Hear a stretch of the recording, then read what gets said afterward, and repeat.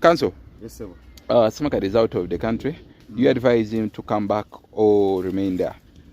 Of course, Ssemakadde must understand that he's a leader. Yes, he's a leader. They voted him. Being a leader, as I normally tell him, just what you do goes beyond your personality. It goes beyond your personal wishes. So if it was me, which I'm not, I would come back. I'd come back. If they want, they arrest me. They take me to prison, whatever. I challenge the imprisonment. I challenge everything when I'm leading my people. You see, it becomes a little bit hard that people, moreover, educated people, advocates voted you. You win with a margin of over 80%, almost 80%. Then, these crooks who want to defeat that vote. Cancel your word. Your word is too tough. You check it in the dictionary. Who want to defeat that vote?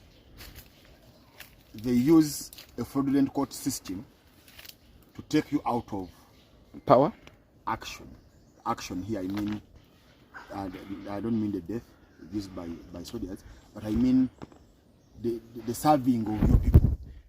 So they make you to run. So how do you defeat them? You just have to come back. But the council, Ugandan prisoners are deadly. You can see how Dr. Chizabe is suffering.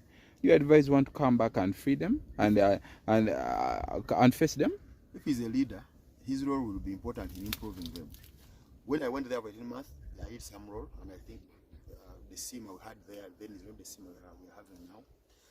Even when Ssemakadde goes there as a fight for his areas, there will be a difference.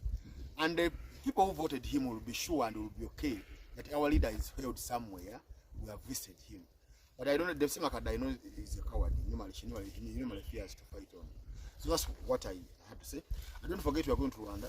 Fundraising is going to be 71 88121 and 78763.